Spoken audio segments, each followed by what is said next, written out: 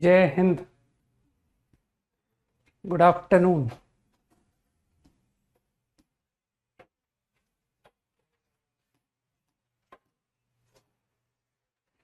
Okay,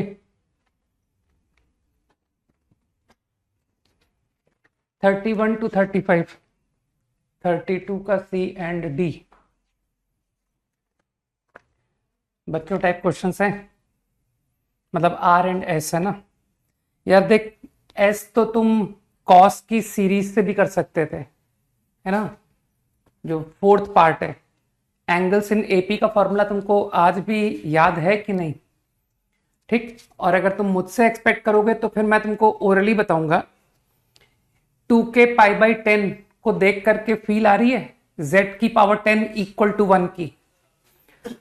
तो उसमें मानते हो ऑल 10 रूट्स का सम तो 0 हो गया, लेकिन उस 10 रूट में जो तुमको इंटरेस्ट है वो है 9 रूट में।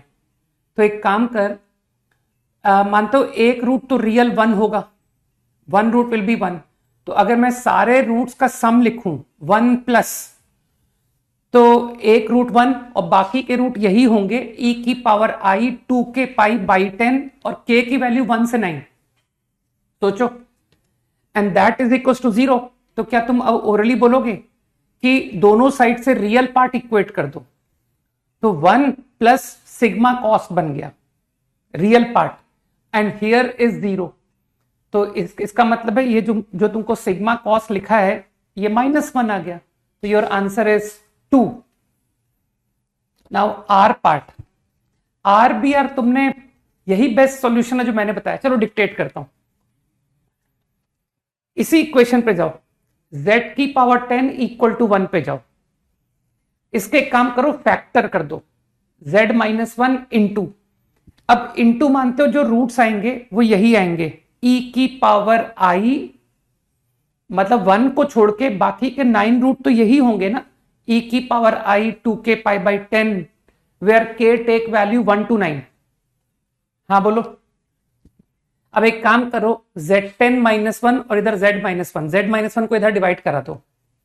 ठीक, तो z -1 को डिवाइड कर दिया तो तुमको फैक्टर तो याद ही है कि sir 1 plus Z square up to z9। कुछ दिमाग में जा रहा होगा मैं क्या कह रहा हूं। इज इक्वल टू यही बनेगा z minus z1, z minus z2 up to z minus z9। सही है ना? तो अब मानते हो कि सर ये तो क्लियर दिख रहा है कि z को 1 रख दीजिए, क्योंकि 1 माइनस z1, 1 माइनस z2 ये चाहिए मुझे। तो 1 पुट कर दिया, तो 1 minus z1, 1 minus z2 up to 1 minus z9 is equals to 1 1 1 10 times is 10। अब क्या तुम इतना छोटा सा काम कर सकते हो कि सर दोनों साइड मॉड ले लीजिए? तो if I take mod both side तो यही आ गया, mod 1 minus z1, mod 1 minus z2 up to mod 1 minus z10। मानते हो बुद्धू बन गए कि सर ये तो आंसर न्यूमरेटर आपका 10 आ गया। था ना एकदम बच्चों टाइप क्वेश्चन। ठीक, कंसेप्ट स्ट्रांग होना कितना फायदेमंद होता है कि सर पेन भी चलाने की जरूरत नहीं पड़ती है, कंसेप्ट अगर अच्छे हो तो। नहीं, sometimes not always। up to 3-5 done. बाकी मुझे कोई दिक्कत नहीं है कि कुछ लोगों ने सेम क्वेश्चन को ट्रिग्नो में जाके किया था कि सर हमने तो 1 माइनस z1 को 2 साइन पाई बाई 10 प्रूव किया था, है ना। ऐसे भी तुम कर सकते हो, मुझे कोई तकलीफ नहीं है। फिर इसी तरह से 1 minus z2 2 sign 2 pi by 10, इस तरह से साइन साइन साइन आ गया और फिर कुछ ट्रिग्नोमेट्री लगा के किया, है ना। 33 तो अब तुम लोगों को छोड़ देना चाहिए कि सर मैं कुछ भी नहीं कर पाता हूं, है ना, मैं बिल्कुल बेकार हूं। नहीं कि सर ये 33 क्वेश्चन देखिए आपने कितने बार कराया, लेकिन मैं एक भी बार खुद से नहीं कर पाया। देखिए यही सेम 33 क्वेश्चन, दूर जाने की जरूरत नहीं है। अभी अभी रुको, ढूंढ के बताता हूँ, ठहरो ठहरो, है ना। तो अननेसेसरी मैं भिड़ रहा हूं, मैं एग्जाम के बाद आपके पास आऊंगा और दोबारा से सॉल्यूशन पूछ लूंगा। हाँ देखो, इसी एक्सरसाइज में क्वेश्चन नंबर 8 का ए पार्ट, ठीक है, क्वेश्चन नंबर 8 का ए पार्ट। फिर एक्सरसाइज 3 में 2 बार दिख गया क्वेश्चन, सेम टाइप, फिर इसी को आगे बढ़ेंगे। ठीक, कहां फंस गए यार, हाँ पढ़ने वाले बच्चों के बीच में कहां फंस गए तुम भी यार, मतलब रुको रुको और ढूंढने दो। हाँ, question number 7 exercise 1, question number 7 का बी पार्ट। ठीक है, मतलब सोचो कितने हाई लेवल के लोग मूर्ख हो सकता है कोई, कि एक ही क्वेश्चन 3-4 बार करने के बावजूद खुद से कभी नहीं सॉल्व हुआ है ना। तो चलो 3 बार तो दिख गया, और फिर एक आधा बार कहीं इलस्ट्रेशन में भी कहीं ऐसा कुछ किया होगा, है ना। Okay, up to 35 done. 40 6240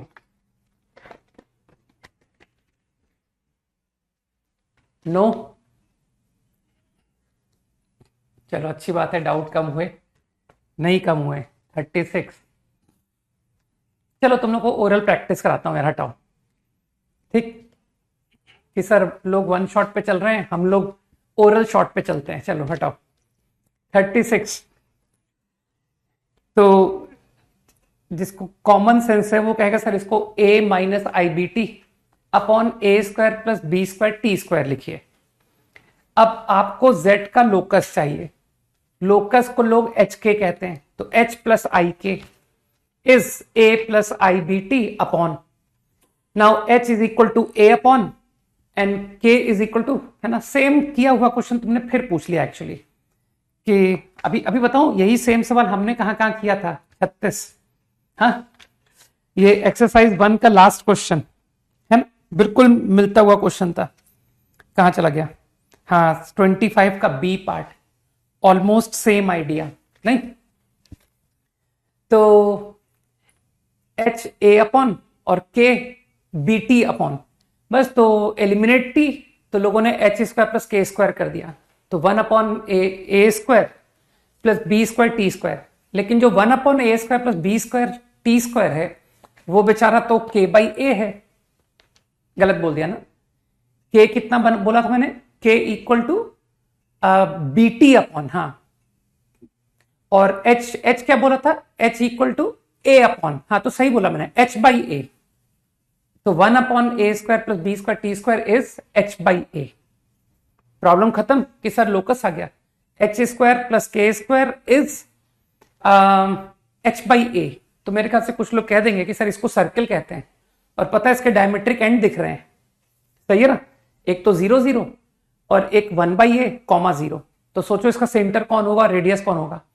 अब रेडियस पर इसने थोड़ी सी बुद्धि तुमसे लगवाई है कि देख सेंटर में तो तकलीफ नहीं है लेकिन रेडियस में तकलीफ है। रेडियस में तेरे को ए बताना पड़ेगा कि ए पॉजिटिव है कि ए नेगेटिव है, समझ गए, तब मैं तुमको रेडियस बताऊंगा इन टर्म्स ऑफ ए। तो मेरे ख्याल से तुम अब ऑप्शन समझ जाओगे ना। और ये जो सी डी ऑप्शन है ये तो बिल्कुल बेकार थे कि सर बी को 0 रख दीजिए तो डायरेक्टली आपका के 0 आ गया, और जब आप एच को 0 ए को 0 रख दोगे तो आपका एच 0 आ जाएगा, ठीक है ना। Up to 40 done, done 41 to 45, 41 का D, okay, and Bombay also, 41 का बॉम्बे, 41 का दिल्ली। एक बात बताओ, 41 का डी पहले बताऊंगा मैं, तुम थ्योरी ठीक से नहीं पढ़ते जब मैं पढ़ाता हूं।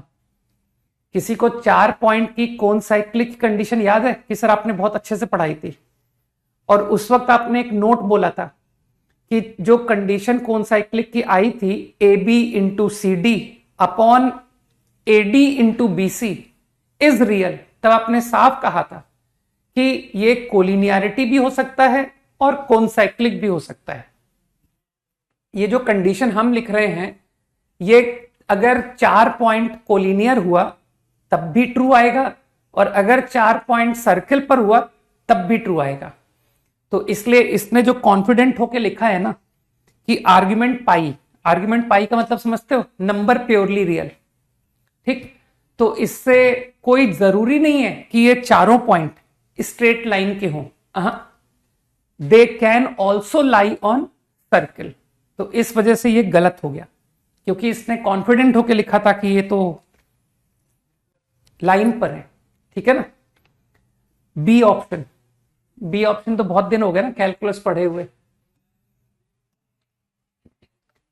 -1 प्लस आई टी का आर्ग्यूमेंट, -1 तो ये रहा है ना कि सर इस स्ट्रेट लाइन पर आप टी लीजिए। तो इसको पता, तुम ज्योमेट्री से भी सोच सकते थे, और जिन लोगों का इनवर्स ट्रिग्नोमेट्री सुपर स्ट्रांग है वो लोग इनवर्स से भी कर सकते थे कि सर मेरा इनवर्स बहुत अच्छा है, उससे करते हैं। तो देखो आई थिंक -1 कॉमा टी, तो मानते हो आर्ग्यूमेंट कितना बन गया, है ना। तो थीटा किसी को भी दिखा दो, इसे थीटा लिख दिया मैंने, तो तुमको tan थीटा का आइडिया होगा कि सर स्लोप के आइडिया लिख दीजिए t अपॉन -1, इसे मैंने थीटा बोला था, ठीक। अब आई थिंक मैंने दोनों साइड tan इनवर्स ले लिया, है ना। तुम्हारा इनवर्स ट्रिग्नोमेट्री रिवाइज करा रहा हूं, tan इनवर्स। अब तुम सोच सकते हो कि सर यहां t पर डिपेंड करेगा, है ना। t -∞ से +∞, है ना इधर, तो -∞ से +∞ का मतलब है कि योर tan थीटा कितना आया था, tan थीटा इज -t, सही कहा मैंने, ठीक है। तो एक्चुअली -3π/2 से लेकर -π/2, सॉरी वेट, इसको रहने दो, इसकी कोई जरूरत नहीं है। ये तुम्हारे सामने थीटा, तो π/2 से पाई, अगर तुम 0 से इन्फिनिटी लेते हो, है ना, t ग्रेटर इक्वल टू 0, तो योर थीटा π/2 से पाई। कुछ लोग समझ पा रहे हैं, सही। और अगर t नेगेटिव, तो योर थीटा इज, मैंने एंटी क्लॉकवाइज एंगल को थीटा बोला है ना, तो योर थीटा इज पाई से 3π/2। देखना, समझना पड़ेगा बात को, सही है। तो अब मुझे लगता है कि दोनों ही पॉसिबिलिटी में tan इनवर्स tan थीटा, वो इनवर्स का वो ग्राफ याद करो यार, tan इनवर्स tan x, तो इस कैटेगरी में x माइनस पाई फॉर्मूला, और मुझे लगता है इस कैटेगरी में भी x माइनस पाई फॉर्मूला। कुछ दिमाग में जा रहा है? तो थीटा माइनस पाई, चाहे इसके लिए करो चाहे इसके लिए करो, दोनों के लिए सेम। ग्राफ देख लो यार, y equal to X minus pi, इन दोनों थीटा पर फॉलो होता है, ठीक। बस तो थीटा आ गया pi minus tan inverse of t, ठीक। लेकिन अब मुझे एक छोटी सी बात बताओ, तुमको जो थीटा आंसर करना है ना, वो -पाई से पाई में करना है। तो डोंट यू थिंक कि सर इसके लिए तो ठीक है, π/2 से पाई के लिए तो ठीक है कि आंसर रेंज में है ना, t greater equal to 0, there is no harm in answering angle like this. लेकिन t नेगेटिव पे मानते हो कि सर दिक्कत है मुझे, आप t नेगेटिव में मुझको आंसर जो कर रहे हो वो इस इंटरवल में लाई कर रहा है, इस इंटरवल में जो डिजायर्ड नहीं है। तो जिनको अकल है वो जानते हैं कि सर जब इस क्वाड्रेंट में नंबर होता है ना, तो आंसर -पाई से -π/2 में लाई करता है। अगर तुम -पाई से पाई, अरे प्रिंसिपल आर्ग्यूमेंट भाई, उसने लिखा है -पाई से पाई आंसर है, तो तुमको लगता नहीं कि सर ये जो एंगल आया है उसमें 2k पाई से एडजस्ट कीजिए। बुद्धि लगाओ भाई, जल्दी से कोई एक बंदा हाँ बोलेगा कि सर वो 2k पाई जो है, आपने प्रिंसिपल आर्ग्यूमेंट में समझाया था कि पहले एंगल निकाल लिया करो, फिर उसके बाद 2k पाई तुम्हारी मदद करेगा to get answer in interval -पाई to पाई। तो मुझे यहां तो दिक्कत नहीं हुई 0 पर, ग्रेटर इक्वल टू 0 में तो तकलीफ नहीं हुई, लेकिन मुझे यहां तकलीफ हो रही है कि यार ये जो pi minus tan inverse t है ना, ये तुम्हारा 3 पाई से 3 π/2 में आ रहा है, तो इसको माइनस पाई से पाई कैसे लाएं? तो मुझे लगता है कि तुम समझ गए कि सर -2 करने से काम हो गया। सोचो सोचो, तो मानते हो जो ft फंक्शन है वो इसके बराबर हो गया। This is your ft। तो अब तो मेरे ख्याल से क्वेश्चन में कोई दम बचा ही नहीं कि सर ये इतना इजी क्वेश्चन हो गया। -π, ये रहा फंक्शन, इजी है ना। तो इसकी बेचारा तुमसे कंटिन्यूटी पूछ रहा है, तो तुमको साफ दिख रहा है कि सर 0 पर डिसकंटिन्यूअस है फंक्शन। देखो t इक्वल टू 0 पर था ना लल्लू क्वेश्चन।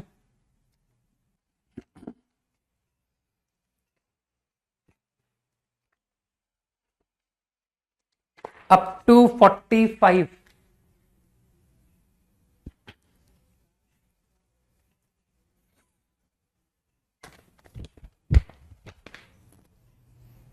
फोर्टी टू 43 देखें बताने लायक है कि नहीं। देख 43 तो मैं ओरल टाइप समझता हूं, 43 में तुमको बुद्धू बनाया, अभी 2 करेंगे, 2 अच्छा क्वेश्चन है, बट 43 तो ओरल है। प्रिंसिपल आर्ग्यूमेंट तुमने पढ़ लिया, ऊपर न्यूमरेटर जो है 4 - 2 टाइम्स रियल पार्ट।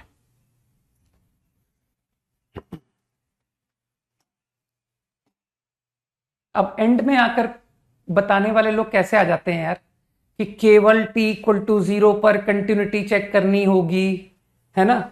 ये मूर्ख लोग हमेशा सवाल खत्म होने के बाद ही क्यों आते हैं? ऐसे लोग सवाल करने की शुरू में पता नहीं कहां गायब रहते हैं, और जब सवाल खत्म हो जाता है तो अपने एक्सपर्ट कमेंट के साथ आते हैं कि अरे खाली आपने पिछला क्वेश्चन में पता नहीं क्या क्या किया, केवल t इक्वल टू 0 पर डिस्कस करना था, है ना। तो ऐसे एक्सपर्ट ओपिनियन वाले लोग जो है ना, ये हमेशा एंड में आते हैं, जब मूवी खत्म हो जाती है ना तब ये लोग आते हैं। ओके, तो न्यूमरेटर को तुमने पहचान लिया, 4 - 2 times real part. Okay, denominator को तुमने पहचान लिया कि sir 2i imaginary part of z0। तो मेरे ओपिनियन में करूंगा, कंस्ट्रक्शन करूंगा, थोड़ा वेट करेंगे अपन। तो imaginary part of z0 2i times 2i common, ये पूरा एक रियल नंबर है, ठीक। और ऊपर तुमने कहा था 4 - 2 रियल पार्ट,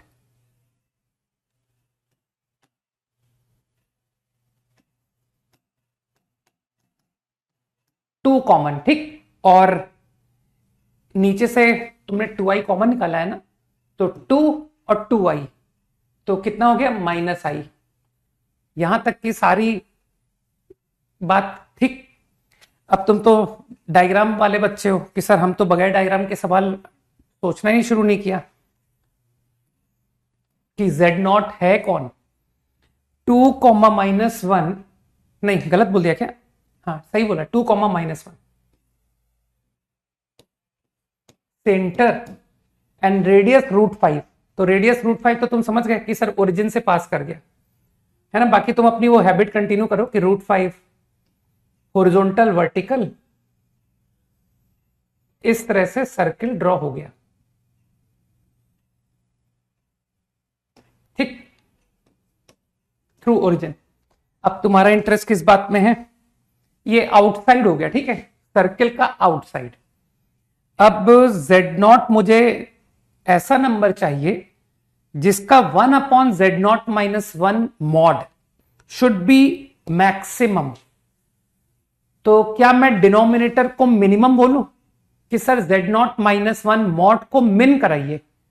तो तुम तो डायग्राम से करने वाले लोग हो ना कि सर ये रहा 1, ये 1 है कॉम्प्लेक्स नंबर, ठीक।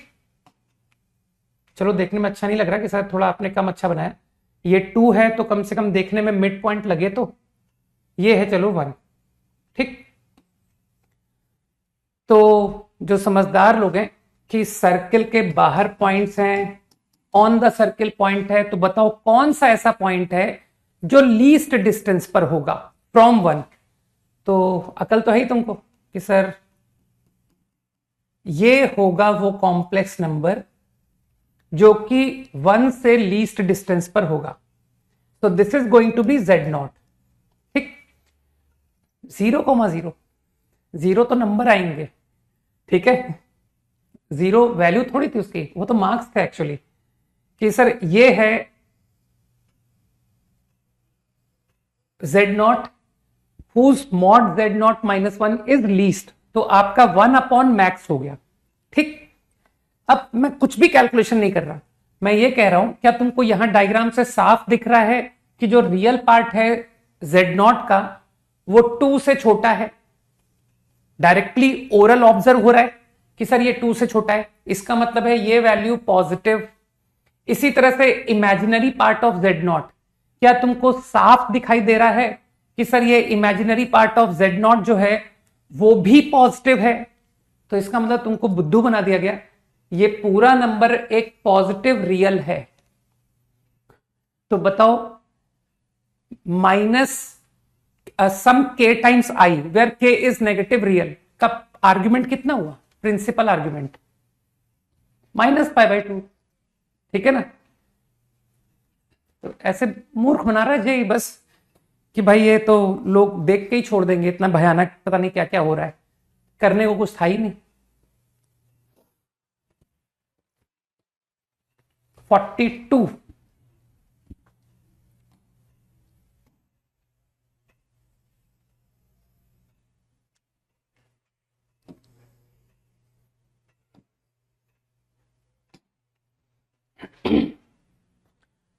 42 is a good problem. Solve for Z, कह रहा है Z निकालो, है ना।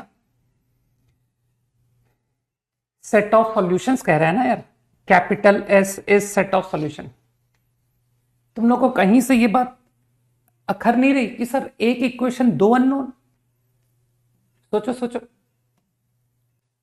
You only have given 1 equation और अननोन तो Z है ना, तो अगर Z अननोन है तो Z बार भी अननोन है।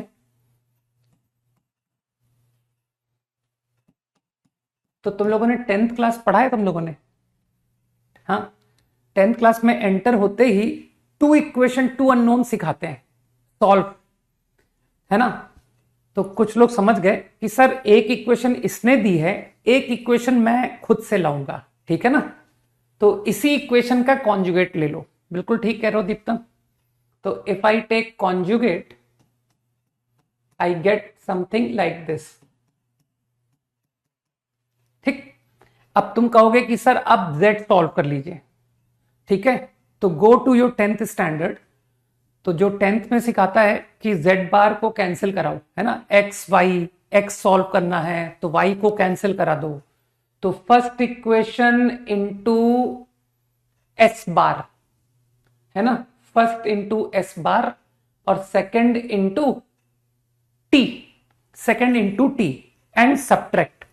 तो तुमने क्या कहा मुझे, फर्स्ट को S बार से multiply mod S square, second को तुमने मुझसे कहा T से मल्टीप्लाई, है ना, तो Z बार कैंसिल, तो मॉड T स्क्वायर। और फिर तुमने मुझसे कहा था कि सर सब्ट्रैक्ट कर दो, R S बार R बार T, है ना, यही कहा था ना। This is what I got.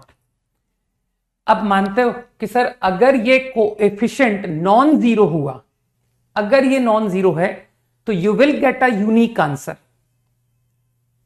सही।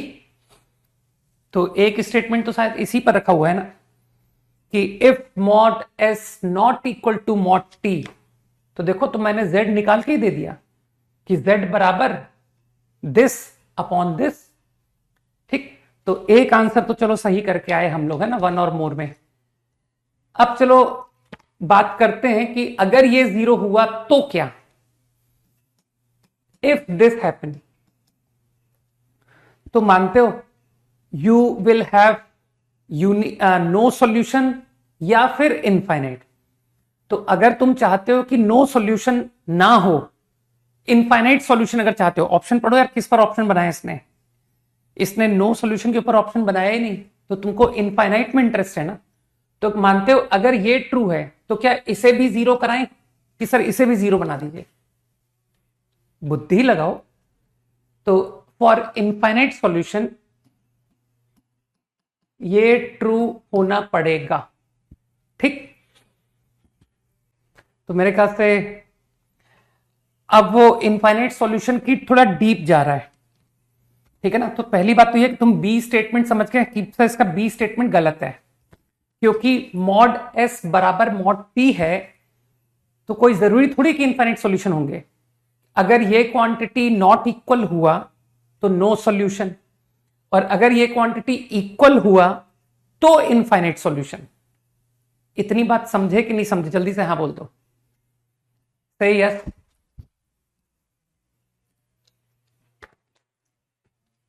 क्विकली। तो एटलीस्ट बी ऑप्शन का तो पता पड़ गया ना कि बी तो सही नहीं है, ठीक। अब वो इनफाइनाइट के डेप्थ थोड़ा डीप जा रहा है कि अगर इनफाइनाइट है तो क्या, तो वो तुमसे फर्दर कमेंट पूछ रहा है कि इनफाइनाइट सॉल्यूशन में आप मुझे थोड़ा और बताओ, ठीक है। तो एक बार मन में फीलिंग आ रही होगी तुमको कि सर कहीं ऐसा तो नहीं कि ये जो इक्वेशन इसने दी है मुझे, ये कहीं स्ट्रेट लाइन जैसी फीलिंग क्यों दे रहा है ना।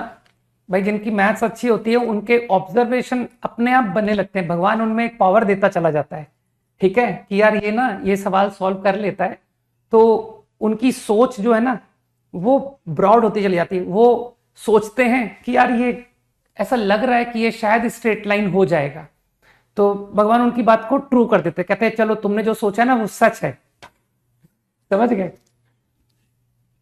तो इस इक्वेशन को तुम लाइन का तुम्हारे को थॉट आ रहा है ना, लेकिन लाइन अगर तुमने पढ़ा था तो तुमको ध्यान होगा कि सर लाइन की इक्वेशन होती है अल्फा जेड जेड बार के कोफिशिएंट कॉन्जुगेट और कांस्टेंट इज प्योरली रियल, ऐसे ही कुछ पढ़ा था ना। तो बस मैंने क्या किया, मैंने कहा चलो कांस्टेंट को रियल बनाते हैं, उसके बाद सोचा जाएगा कि क्या हुआ। तो कांस्टेंट को रियल बनाने के लिए तुमको यही क्लिक करेगा ना कि सर इसको आर बार से मल्टीप्लाई करो, यही थॉट आएगा तुमको। तो ये तो हो गया रियल, ठीक। अब मानते हो कि सर जो सोचा था वाकई में सच था। ये देखिए जेड बार का कोफिशिएंट और जेड का कोफिशिएंट, आपकी जो कंडीशन है फॉर इनफाइनाइट सॉल्यूशन उसे अगर आप देखोगे तो ये जो आर बार टी है वो इसके बराबर है। सर ये नंबर इससे मैच हुआ, और ये नंबर कौन है? ये इसका कॉन्जुगेट है। तो इसका मतलब है आपको जो फीलिंग आई थी वो बिल्कुल सही फीलिंग आई थी कि अगर इक्वेशन के इनफाइनाइट सॉल्यूशन है तो ये जो इक्वेशन है ये इक्वेशन ये लाइन है। कुछ लोगों को बात समझ में आई? यस कि हाँ सर आ गई, पूरी तरह से आ गई। तो मानते हो अब तो बच्चा बुद्धि का क्वेश्चन है। Number of elements in capital L intersection Z such that, तो जो लिखा हुआ है वो तो सर्किल है। अब बताओ एक सर्किल और एक लाइन के मैक्सिमम कितने सॉल्यूशन होते हैं? मैक्सिमम 2 है ना। तो कहना सर सी सही हो गया। और फिर D L has more than one element let, मतलब कि एल इज ए लाइन, तभी तो मोर देन वन एलिमेंट होगा, है ना। क्योंकि एल के बारे में हमने जब बात की थी तो हमने कहा था यूनिक सॉल्यूशन मतलब सिंगल पॉइंट, और जब हमने इनफाइनाइट की बात की then we came to know कि एल इज ए लाइन, तो infinite points on L, then L has infinitely many elements. सही बात है, अगर एक से ज्यादा एलिमेंट होंगे तो इनफाइनाइट होंगे, ठीक। गॉट इट था ना। कंसेप्ट अच्छे हो तो प्रॉब्लम्स बहुत लल्लू हो जाते हैं नहीं। Up to 45 done, 48 quickly, 48, 45। Abhiraj 45 यार काफी इजी था। मुझे बताओ तुमको जो ए ऑप्शन है और जो सी ऑप्शन है उसमें z प्लस हाफ को देख करके कुछ फीलिंग आई? नहीं, अभी मैं ए और सी ऑप्शन को निपटाने की सोच रहा हूं। तो बताओ इस z प्लस हाफ को देख करके तुमको क्या थॉट आया? बताओ बताओ। मुझे z प्लस हाफ मेरा एम है, तो कैसे प्रोसीड करूं प्रॉब्लम को? कोई बताए 45 में?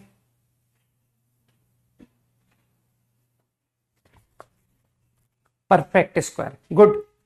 तो z square plus z plus 1, क्योंकि मैं z प्लस हाफ में इंटरेस्टेड हूं तो तुमने परफेक्ट स्क्वायर कंप्लीट किया, प्लस 3/4। सही मानते हो सर? अब खत्म हो गया क्वेश्चन। अब आप आराम से इस पर ट्राइंगुलर इनइक्वालिटी लगाइए, less equal to mod plus mod. मेरे ख्याल से मॉड ऑफ 3/4 तो बेचारा 3/4 ही होता है, और z प्लस हाफ का स्क्वायर को मैं इस तरह से लिख सकता हूं ना, ठीक। तो मेरे ख्याल से एक ए और सी में से कोई एक तो निपट गया कि सर ये क्वांटिटी आपकी 1 थी, तो इससे mod z plus half more than 1/4 आ गया, मतलब ग्रेटर देन हाफ रिजल्ट आ गया, ठीक। Greater equal to half. तो out of A and C you understood. Now going for B D, है ना। डी तो खैर बेवकूफी वाला सवाल है, उसको तो कोई भी कह देगा कि सर इनफाइनाइट आंसर होंगे यार। आपने एक रिलेशन दिया है z square plus z plus 1 mod equal to 1, इसका यूनिक 4 आंसर कैसे आ सकते हैं? होंगे तो बहुत सारे होंगे, नहीं? तो बी मतलब मॉड z में इंटरेस्ट है मेरा। तो अब मैंने पता क्या किया,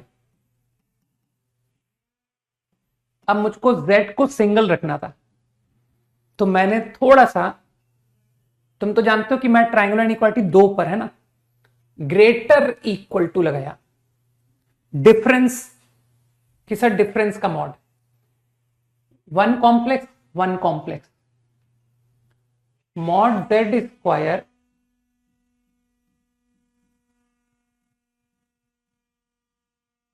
मुझे लगता है इस स्टेप में किसी को तकलीफ नहीं होनी चाहिए, ये ठीक है। अब हर कोई जानता है कि सर जो मॉड होता है ना नंबर का, वो नंबर से बड़ा होता है। इस स्टेप में भी किसी को कोई तकलीफ नहीं होनी चाहिए कि sir x and mod x हमेशा ग्रेटर इक्वल होता है। अरे रियल नंबर है भाई ये, this is a real number inside modulus. तो बस अब मैंने क्या किया, एक बार ट्रायंगुलर और लगा दी कि सर ये quantity less equal to mod plus 1, तो माइनस से मल्टीप्लाई करके इनइक्वालिटी रिवर्स हो गई। माइनस मॉड z माइनस 1, और मानते हो ये तो 1 था, तो क्या एक क्वाड्रेटिक इनइक्वालिटी आई? समझो कि sir 1 greater equal to this, तो ये तो अब आप सबको वन साइड ले जाइए, mod z square minus mod z minus 2 factor हो गया, mod z minus 2 into mod z plus 1, you will get the answer -1 से 2, मतलब 0 से 2। ऑब्वियसली मॉड z नेगेटिव नहीं होता ना, तो बस less than equal to 2 prove हो गया। कुछ लोग समझ गए? B option is done, right? Up to 48 done quickly, 6 and 7।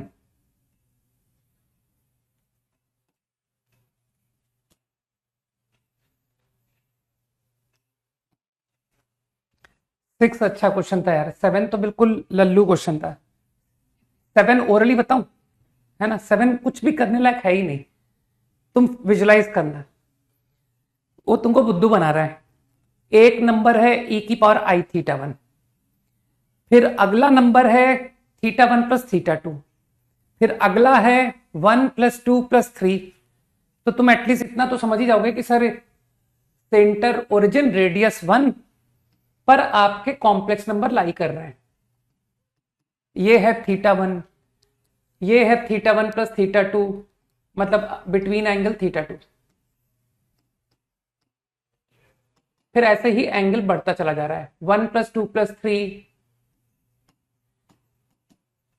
मतलब आईआईटी वाले भी यार वास्तव में बुद्धू समझते हैं लोगों को। हैं, तुमको लगता नहीं सर ये कॉर्ड लेंथ हो गई, लेंथ लेंथ। मुझे बताओ क्या ये जो लेंथ है क्या ये आर्क से छोटा होगा कि नहीं? कि sir Z1 - Z2 less than arc, फिर Z2 - Z3 mod less than arc. तो बन गए ना बुद्धू सब लोग कि सर आपको पता है आपका Z10 कहां था? आपका Z10 खुद ये था, ये रहा Z10। 1 = 1। अरे θ1 से लेकर θ10 तक का सम 2π है ना। तो ठीक है, तो मानते हो वो बेचारा chord plus chord plus chord plus chord plus chord, तो कॉर्ड का सम पूरे सरकमफेरेंस से छोटा नहीं हो गया? सोचो सोचो। तो पहला सवाल तो मूर्खता में निकल गया। ठीक, अब जो इसका क्यू है उसमें थोड़ा सा और बड़े लेवल पर बुद्धू बनाने की कोशिश की कि देख Z1², यही सर्किल, सेम सर्किल, कहना सर बस एंगल बदल गया। अब आपका पहला एंगल है 2θ1, Z1² e⁻I 2θ1। बस एंगल बदलते चले जा रहे हैं कि सर अगला एंगल 2θ1 + 2θ2 2²। अब मानते हो कि सर इस तरह से 3² 4²। ठीक, तो एक पोजीशन के बाद तुम वापस दोबारा सरकमफेरेंस पर मूव करने लग जाओगे कि सर फिर से वापस सरकमफेरेंस पर स्टार्ट हो गया मूव करना। Z10² तो यही एंड होगा कि सर Z10 का स्क्वायर तो यही है। ठीक, तो तुमको एक बात समझ में आ रही है कि मैं क्या कहना चाहता हूं? तुम्हारे कुछ कॉम्प्लेक्स नंबर पहली साइकिल में मिलेंगे, फिर आगे के कॉम्प्लेक्स नंबर तुमको सर सेकेंड साइकिल में दोबारा इसी सरकमफेरेंस पर फिर मूव करने लग गया, लेकिन जो आखिरी नंबर है वो ये आया। तो यार अल्टीमेटली तुम कॉर्ड का ही तो सम कर रहे हो कि sir chord plus chord plus chord. सोचो सोचो। ठीक, और कुछ मान लो कि सर ये मान लो, सपोज कर लो ये Z5 था, मान लो मानने में क्या जाता है कि सर ये Z5² था, है ना, 4² 5²। फिर पता है आपको Z6² ना यहां मिला था मुझे, ये रहा Z6², मान लो। ठीक, एंड Z7²। तो यार तुमने 2 साइकिल घूम ली, 2 साइकिल। तो क्या मैं बोलूं कि सर कॉर्ड्स का sum sir arc plus arc plus arc, तो तुमको लग नहीं रहा कि सर 2 टाइम्स सरकमफेरेंस से छोटा आएगा, क्योंकि आपके सारे कॉम्प्लेक्स नंबर 2 साइकिल पर एंड हो गए। समझो क्या किया मैंने? सोचो सोचो।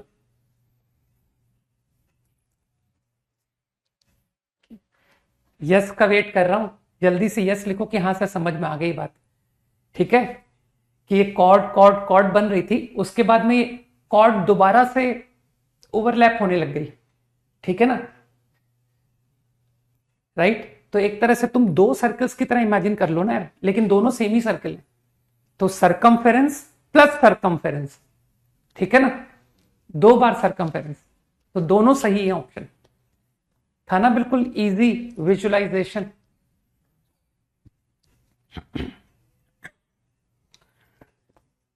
नेक्स्ट कौन सा बोला था? 6 बोला था, 6। आईआईटी के क्वेश्चन भयंकर होते हैं देखने में, सॉल्व करने में लल्लू निकलते हैं। ठीक है ना, ऐसा ही कुछ 46 के साथ हुआ कि सब देखने में भयानक था। मॉड Z4 को लिख दिया ZZ बार का होल स्क्वायर। तो जेड स्क्वायर कॉमन,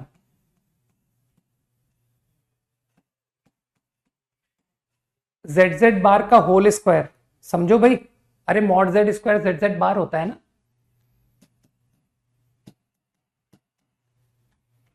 अब मानते हो जेड स्क्वायर को तुम जीरो नहीं ले सकते, क्यों? क्या ना सर, हमारे जो z1 z2 की उसने बात की है, लिखा है कि एक का रियल पार्ट पॉजिटिव है, एक का इमेजिनरी पार्ट नेगेटिव है, तो जेड स्क्वायर जीरो यूजलेस। तो अब तुम यहां पहुंच गए कि सर इसको छोड़ दो। अब ये प्रॉब्लम है, अब इसको तुमने मन में पढ़ा x प्लस आई वाई, ये x माइनस आई वाई, तो तुम कह दोगे सर 4ab फॉर्मूला, अरे alpha plus beta whole square alpha minus beta whole square, that is 4 times alpha beta, that is x into i y. देखना यहां भी तुम कैसे बुद्धू बन गए, मानते हो? बिल्कुल ही राइट। अब तुम लोगों ने एओडी पढ़ी है ना कि sir x y equal to 1 graph, सही? एक कॉम्प्लेक्स नंबर का रियल पार्ट है पॉजिटिव और एक का रियल पार्ट है नेगेटिव, तो एक नंबर इस ब्रांच पर लाई कर रहा है और अगला नंबर इस ब्रांच पे लाई कर रहा है। सोचो, तो बताओ मिनिमम डिस्टेंस कैसे निकालेंगे? बताओ बताओ बताओ, minimum distance between them. I want to hear the idea, which idea will help you, और वो भी सवाल ओरल हो जाएगा। ओ, ओ, नहीं नहीं, मैं कंसेप्ट का नाम जानना चाहता हूं यार, तुम तो टू द पॉइंट बात नहीं बोल रहे हो। आदित्य ने कह दिया, देखो, Deeptam, Aditya, Anand, Anandam, good, Harshit, very good, Jay थोड़ा प्रॉपर बोलो, प्रॉपर टर्म, शिवम, एच। तो now many of you are saying, है ना, मैं कंसेप्ट का नाम सुनना चाहता हूं, मुझे डायरेक्ट आइडिया में इंटरेस्ट नहीं है कि सर ये करने से आंसर, मैं तो कंसेप्ट का नाम सुनना चाहता था ना। ठीक है Divyanshu, I think people are saying common normal, ठीक। अभिराज, अब कॉमन नॉर्मल इसमें कुछ ज्यादा इजी था ना, कि सर इसकी कॉमन नॉर्मल आपको पता है ये इतनी इजी थी कि ये 1,1 और -1,-1 पर आपको कॉमन नॉर्मल मिल रही थी, तो ये डिस्टेंस कितना है? ये सब बेकार है एकदम। 1,1 -1, 4 + 4 8 √8, तो आपका आंसर हो गया 8। अरे स्क्वायर पूछा हुआ है यार, डिस्कशन ओवर था ना, इजी चैप्टर।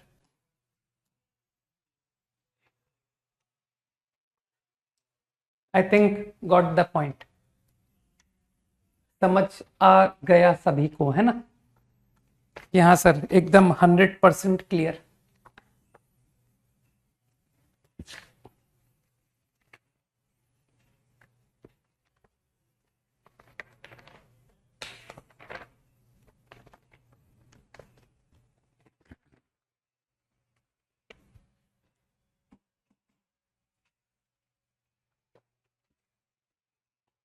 चलो थोड़ा ढंग के, अब टाइम है तो कुछ अच्छे सवाल करा देता हूं, है ना?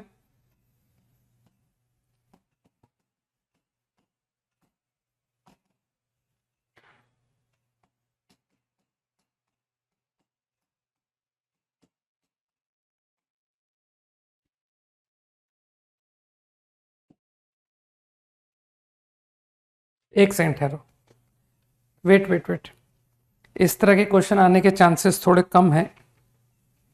एक सेकंड होल्ड करो ना, क्वेश्चन में थोड़ा सा चेंज करूंगा।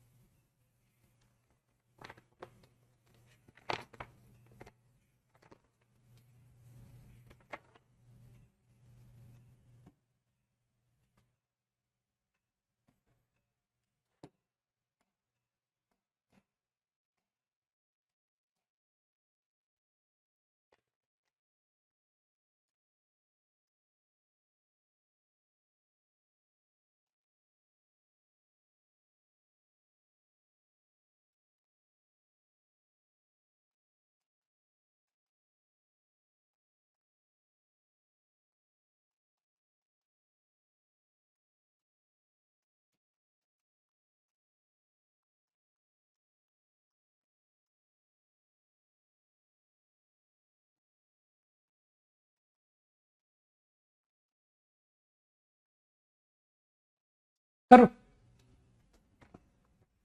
Solve quickly.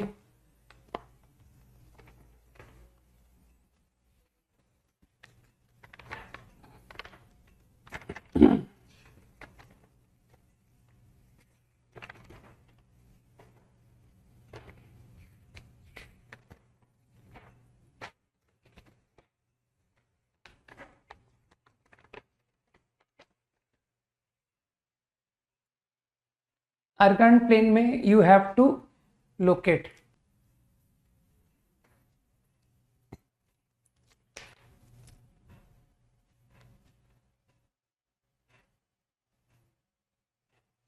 Ten seconds to copy quickly.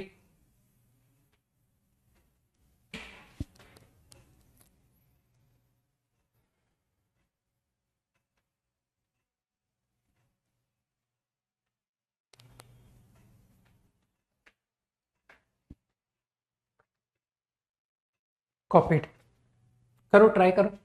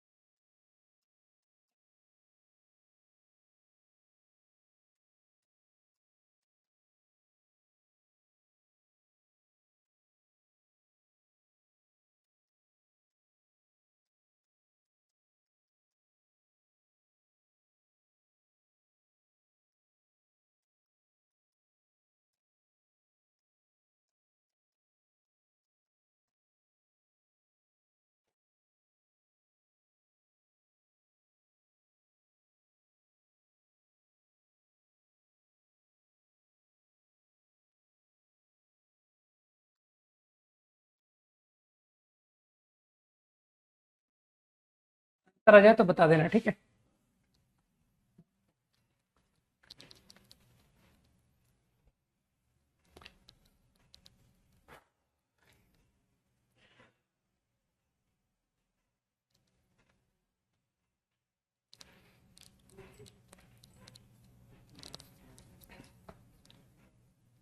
One और मोर में आएगा ये क्वेश्चन।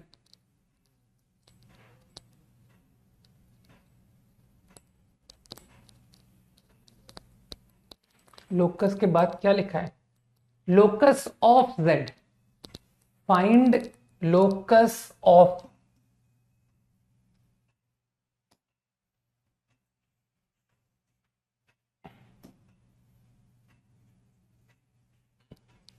जेड।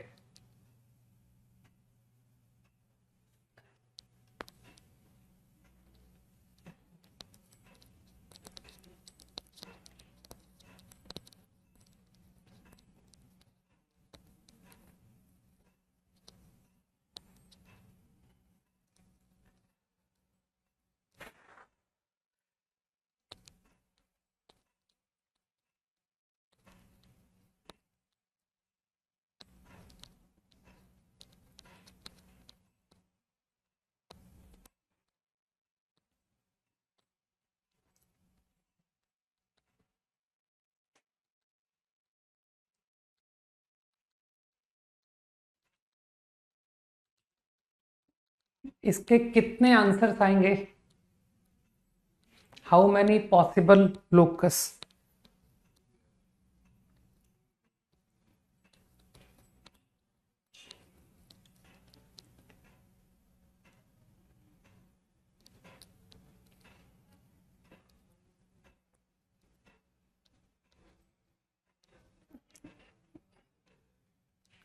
मेरे हिसाब से गलत कह रहे हो।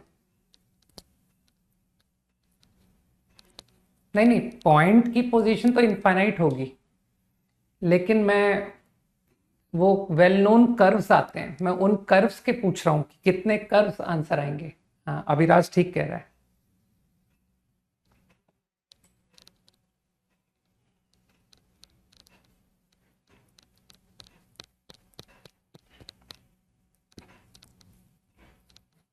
दीप्तम भी ठीक कह रहा है। गुड। अब अपना मेथड भी बढ़िया सा यूज कर लो जिससे क्वेश्चन फटाफट हो जाए।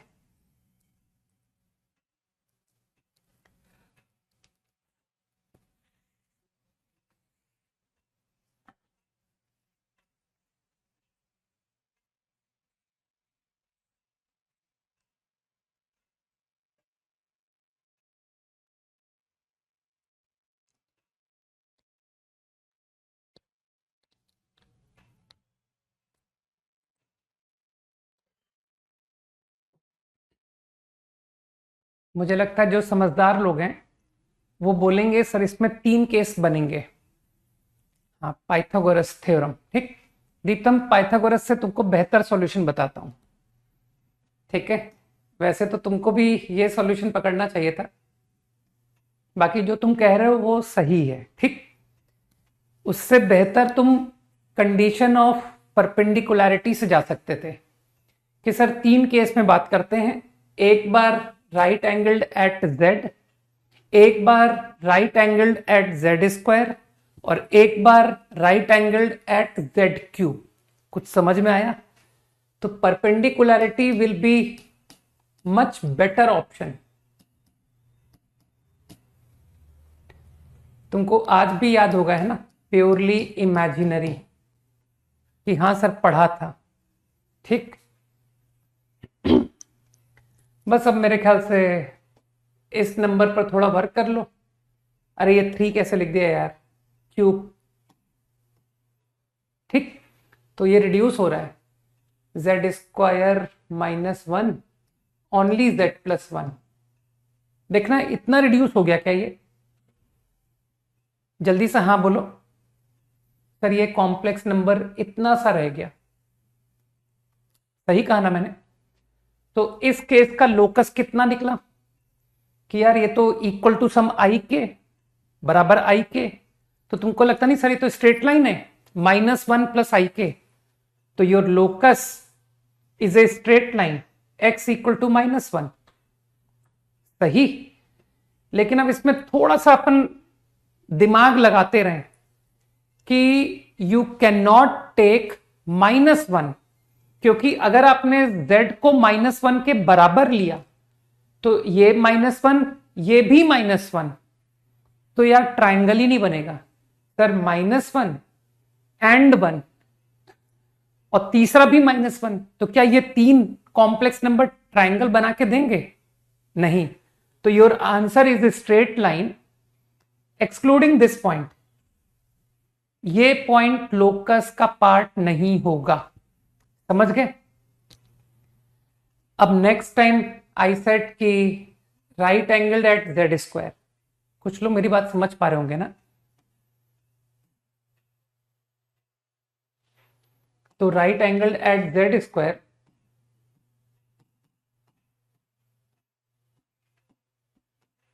जब गलत हो जाए तो बता देना। कितना बचा इसमें? Z square only Z minus Z ना सर, माइनस जेड। कुछ गलत कर दिया मैंने? Is everything all right? ठीक है सर। तो -z इज प्योरली इमेजिनरी, तो z also is purely imaginary. z भी प्योरली इमेजिनरी, तो बताओ z कहां होगा? z प्योरली इमेजिनरी, तो सर वो y एक्सेस, ठीक, y एक्सेस। लेकिन क्या तुम लोग इंटेलिजेंटली फिर मुझे बोलोगे कि सर z को 0 मत लेना, एक्सक्लूडिंग 0? सोचो सोचो, locus is y axis, leaving 0, ठीक है, सब कुछ ठीक है ना sir, everything is under control. Now last case, triangle right angled at, अरे यार फर्स्ट केस में कहां पर राइट एंगल लिया था? z पर लिया था ना, तो अब right angle at z cube, बस यही केस बचा है ना।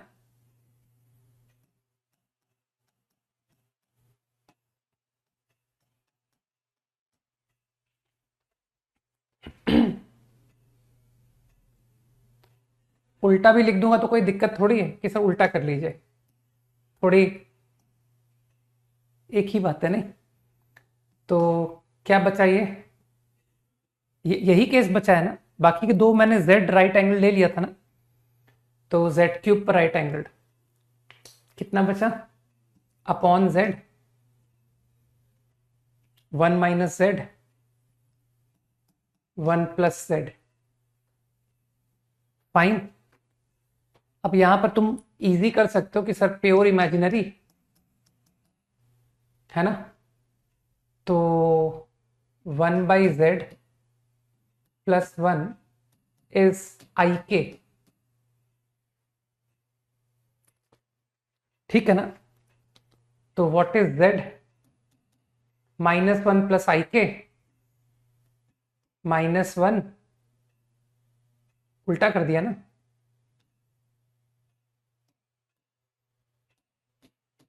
-1 प्लस आई के, तो फिर वो कॉन्जुगेट से ऊपर नीचे मल्टीप्लाई अपॉन 1 प्लस के square, this is your z।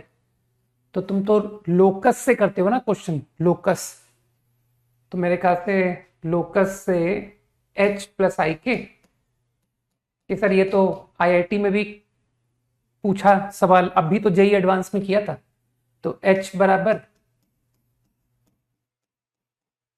k बराबर, अरे यार ये k और ये k कंफ्यूजन कर रहा है, हटाओ, x बराबर y बराबर x प्लस आई वाई, नहीं कि सर वो के क्लैश हो रहा है, -k अपॉन, बस अब तुम लोग तो कैलकुलेशन से कंफर्ट जोन पे जा चुके हो कि sir x square plus y square is 1 upon 1 plus के स्क्वायर, और पता है आपको 1 अपॉन 1 प्लस के स्क्वायर तो माइनस एक्स है, इज द लोकस। देखो किया हुआ सवाल है ना, ज्यादा स्कोप नहीं है एग्जामिनर के पास, है ना सर, स्कोप इतना जरा सा सिलेबस है, उसी में उनको घुमाना है, तो इसीलिए रिपीटिशन ऑफ कंसेप्ट तो बहुत फ्रीक्वेंट है, नहीं तो मानते हो। Now locus is a circle with diametric ends -1, 0 and 0, 0, तो लोकस इज अ सर्कल। तो 3 पॉसिबल आंसर, जिसमें ये दोनों पॉइंट तो तुम जानते हो एक्सक्लूड होंगे, तो answer will be 2 straight lines and 1 circle, तो 3 ऑप्शन सही देगा वो, ठीक है।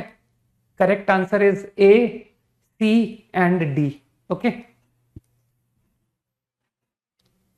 वो बी ऑप्शन गलत था, है ना, कि सर वो बी ऑप्शन जो है ना, उसने y बराबर 1 लाइन लिखा था, which is wrong. 10 seconds quickly.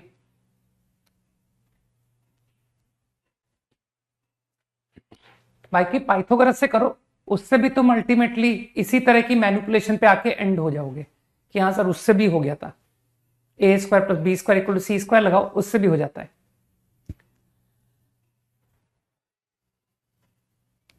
ठीक है। नेक्स्ट,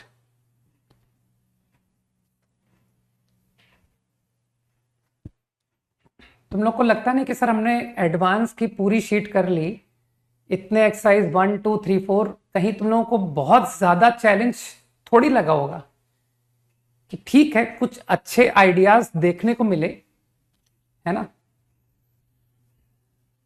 तो अब तो कॉन्फिडेंस आना चाहिए कि यार अब लगता है एग्जाम में क्वेश्चन बनेगा। मेंस का तो ओरल निपटा के आ जाएंगे और एडवांस में भी सही करके आएंगे, है ना।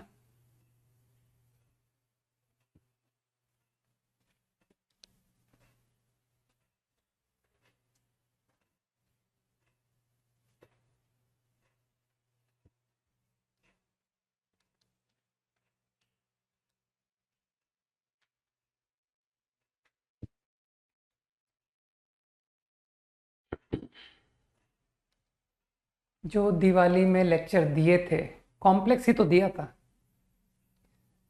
है ना। फिर पैराबोला, एलिप्स, हाइपरबोला।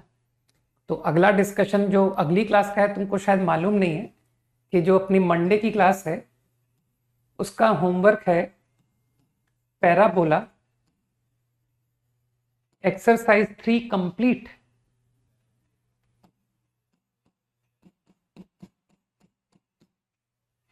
है ना, वन शॉट में डिस्कस कर देंगे, ठीक। पैराबोला खत्म। ये जेई मेंस एंड एडवांस की एक्सरसाइज है ना। This exercise consist of Mains and advance.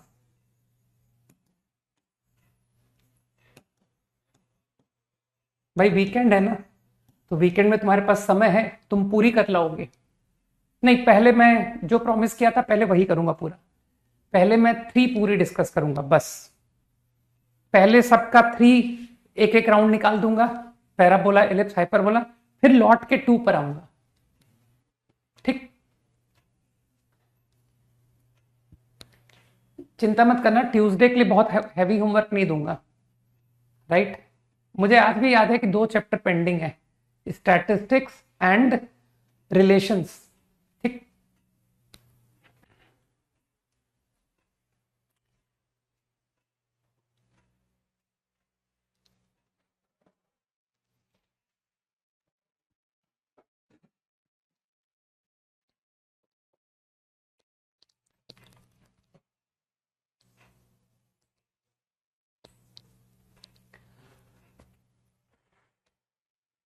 Slide पर क्वेश्चन दिए थे, वो तो मेरे को देखना पड़ेगा कि क्या दे दिए थे।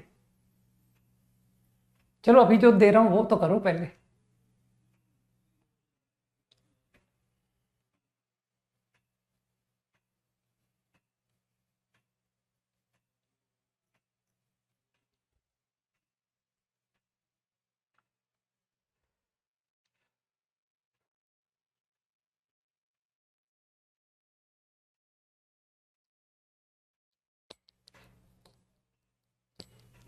आउटसाइड कहां से आ गया यार, क्वेश्चन में इक्वल टू दिया हुआ है तो इनइक्वालिटी में आंसर दे रहा हूं मुझे। गलत बात है तो।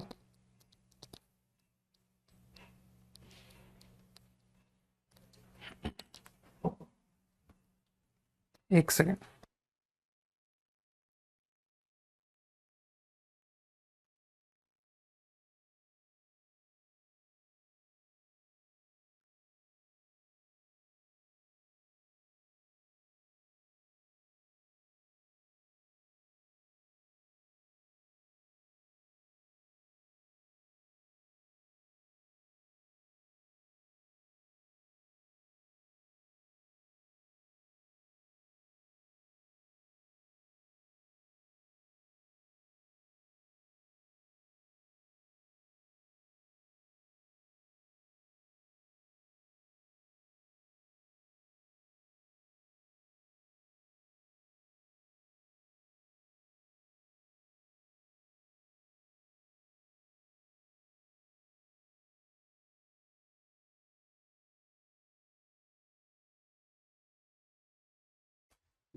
हम्म हम्म, गलत कह रहे थे ना, लास्ट क्लास में कोई भी क्वेश्चन स्लाइड पे होमवर्क नहीं लिखा था, सारे क्लास में डिस्कस हो गए थे, अभी देख करके आ गया मैं।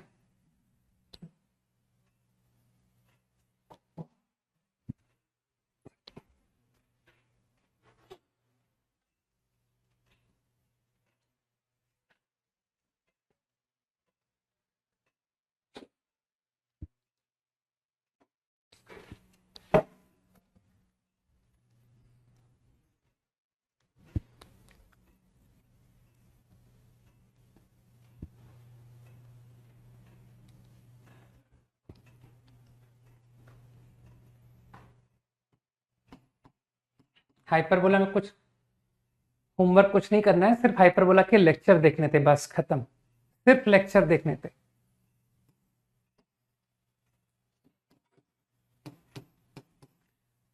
मुझे लगता है तुमने स्क्वायरिंग से क्वेश्चन को शुरू किया होगा ना, कि सर जेड जेड बार से दिमाग काम करना शुरू करेगा, ऐसे ही शुरू किया होगा, राइट?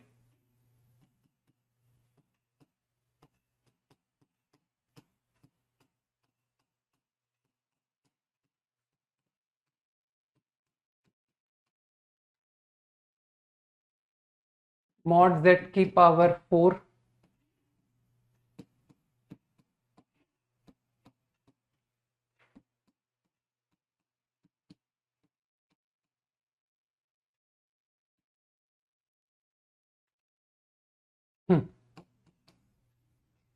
अब यहां से थोड़ा सा कॉमन सेंस यूज करना था कि यार इसको स्प्लिट कर लेते हैं, -2 तो 2 परफेक्ट स्क्वायर में काम आ जाएगा, यहां भी काम आ जाएगा और यहां भी काम आ जाएगा।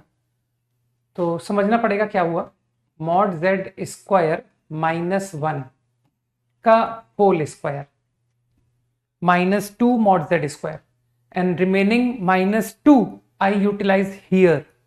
तो तुम समझ गए कि सर ये बेचारा z माइनस जेड बार का होल स्क्वायर बन गया। कई लोग समझेंगे -2 z बार, ठीक है ना। बस अब तुम यहां पर अटक गए ना कि सर ये तो स्क्वायर प्लस स्क्वायर लिखा है, काश ये माइनस होता, काश, तो बना लो ना माइनस, क्यों तकलीफ में आ रहे हो। आई होल स्क्वायर माइनस, तो मानते हो sir a minus b, a plus B.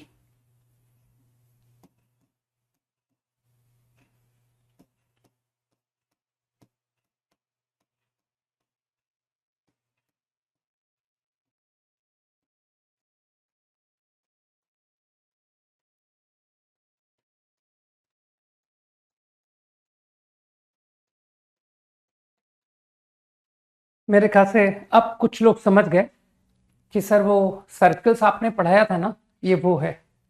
तो answer is union of 2 circles.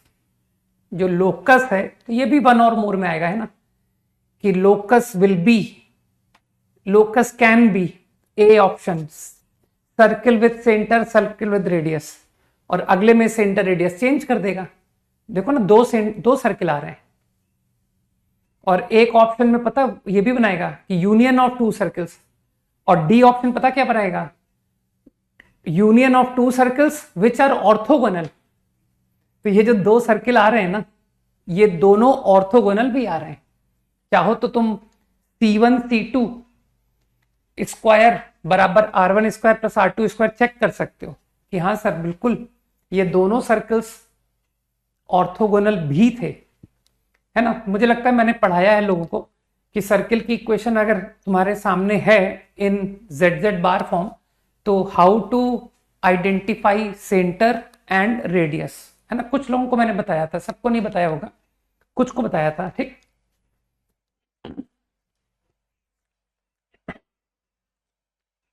Ten seconds quickly.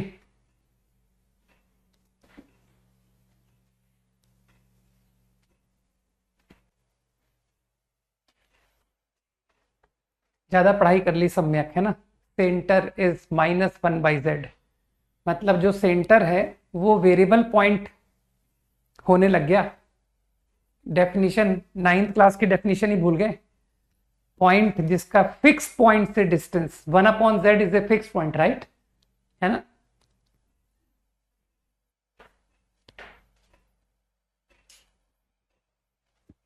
सोच समझ के बोलना चाहिए, नहीं।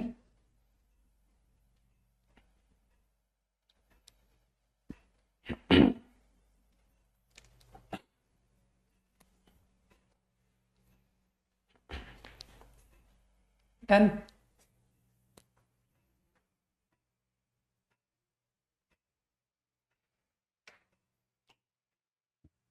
नेक्स्ट, इसका आंसर इंडिपेंडेंट ऑफ आर लाना है आंसर। वैसे मैं प्रूव दैट बोल दूं क्या कि मैं तुमसे आंसर क्या निकलवाना चाहता हूं कि intersection of point is equal to, answer में are should not be there. Okay, तुम्हारा चैट स्टॉप है क्या? देखो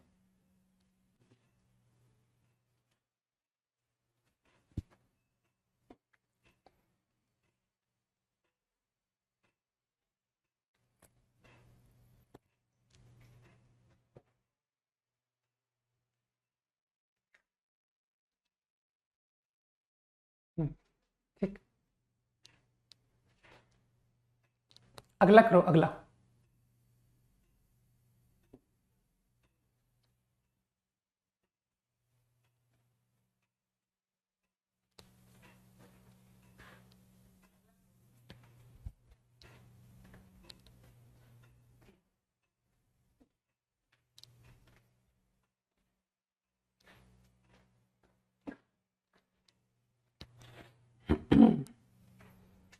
एडवांस के सिलेबस में there is no change, everything is same.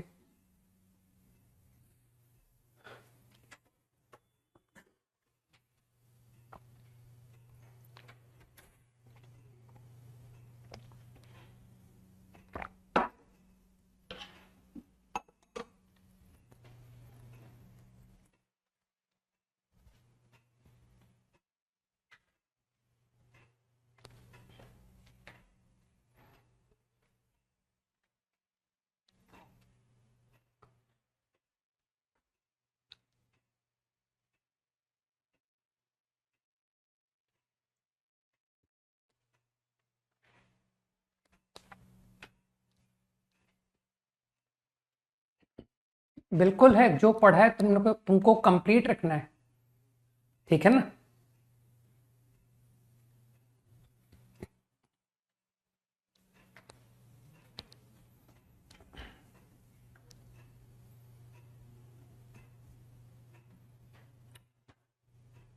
करो करो।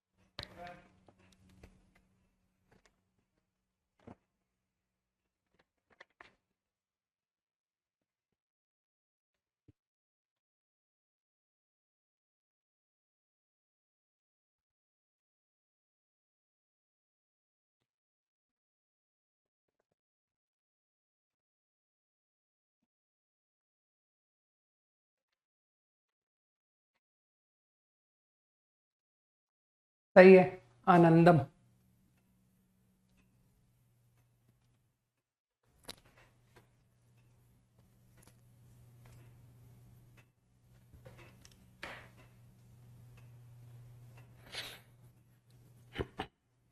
ओके, चलो क्विकली फिनिश करते हैं ना। Centre, origin, radius r, 2 points, one is Z1, one is Z2।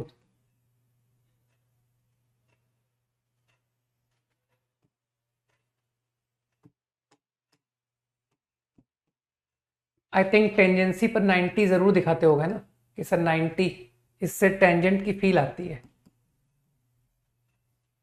अब मैंने तो पता क्या किया, मैंने कहा तुमको ये Z निकालना है, तो क्यों ना इंटेलिजेंटली काम किया जाए, क्योंकि रोटेशन का ही आइडिया है। हो सकता है किसी को परपेंडिकुलरिटी का आइडिया क्लिक करे कि सर मैं तो परपेंडिकुलरिटी से जाऊंगा, नहीं कि ये और ये परपेंडिकुलर है। तो मैं थोड़ा इजी सॉल्यूशन बताता हूं, बाकी परपेंडिकुलरिटी भी बता दूंगा। तो दिमाग में आया कि इन दो पर रोटेशन लगा दीजिए, उससे फायदा ये है कि तुमको, हाँ ठीक है आनंदम, तुमको मैग्नीट्यूड डिवाइड करने की जरूरत नहीं पड़ेगी कि सर बराबर है दोनों, z minus z one, z minus z two, है ना, z1 z minus z to. तो किसी एक एंगल को थीटा, थीटा, तो मेरे ख्याल से z minus z two theta से एंटी क्लॉकवाइज। अब तुम डेफिनेटली बोलोगे कि सर थीटा को रिमूव कीजिए, है ना। तो तुम अगर थोड़ा सा अच्छा सोचोगे तो तुमको साइक्लिक क्वाड्रिलेटरल नजर आएगा, 90 90। तो मानते हो ये दो का सम 180। तो अब तुम इंटेलिजेंटली मुझसे कहोगे कि सर इन दो पर रोटेशन लगाइए, थीटा इन्वॉल्व भी हो गया, मॉड की आवश्यकता भी नहीं पड़ी। z1 z2, I think z1 rotate हुआ पाई माइनस थीटा। देखो कितना इजीली हो गया क्वेश्चन।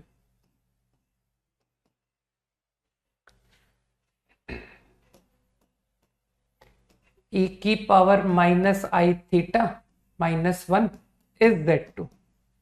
बस अब तो तुम समझदार हो कि सर इसे इससे मल्टीप्लाई कर दीजिए, तो z minus z two into minus z1 is z2 into z minus z1।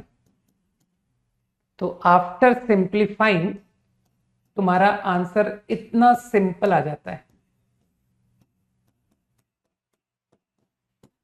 ये था फाइनल आंसर।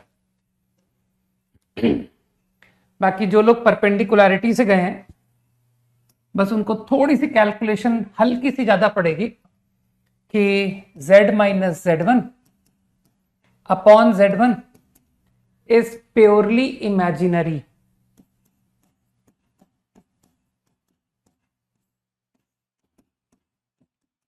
जीरो।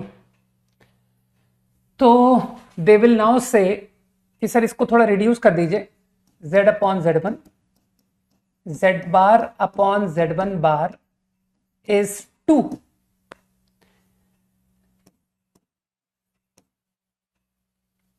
एक इक्वेशन, ठीक। अब तो कॉपी करके तुम दूसरी इक्वेशन भी बता दोगे मुझे कि sir same way z minus z two and z2।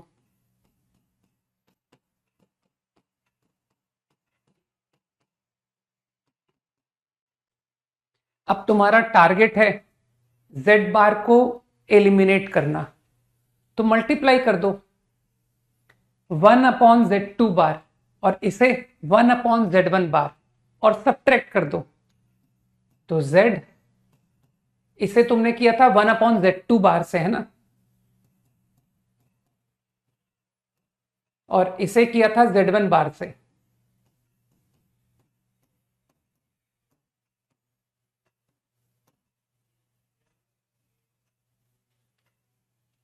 To 1 upon z2 bar 1 upon z1 bar. अब थोड़ा पेशेंस रख के एलसीएम वगैरह लो, और एक मोमेंट के लिए तुम्हारे दिमाग में आएगा कि सर वो कॉन्जुगेट आ रहा है। तो कॉन्जुगेट हटाना बहुत सिंपल है, आर स्क्वायर, इसे तुम आर स्क्वायर अपॉन z2 लिख सकते हो, मतलब z2 upon z1। Are square गया कि सर आर स्क्वायर हट जाएगा, z1 z2। मेरे ख्याल से कुछ लोग समझ रहे मैं क्या कर रहा हूं, r square upon z2, r square vanished, इसे मैनिपुलेट कर लेना, यही आंसर आएगा जो यहां लिखा हुआ है। इजी। तो दोनों सॉल्यूशन इजी हैं, कोई खास दिक्कत वाली बात नहीं है, ठीक। चलो ठीक है, होमवर्क मैंने बता दिया है ना, गो फॉर पैराबोला, पूरा फिनिश करके आना, तुम्हारे पास बहुत अच्छा टाइम है। सैटरडे संडे है ना, तो वेस्ट मत करना, क्योंकि जल्दी हमको पूरा कोनिक का डिस्कशन एंड करना है और दो एक छोटे से चैप्टर बचे हैं उनको भी खत्म करना है ना सर। पढ़ा दो बढ़िया सा स्टैटिस, पढ़ा दूंगा, बहुत अच्छा पढ़ा दूंगा, ठीक है। और क्या कहते हैं, रिलेशंस, ठीक। चलो भाई, बाय, जय हिंद।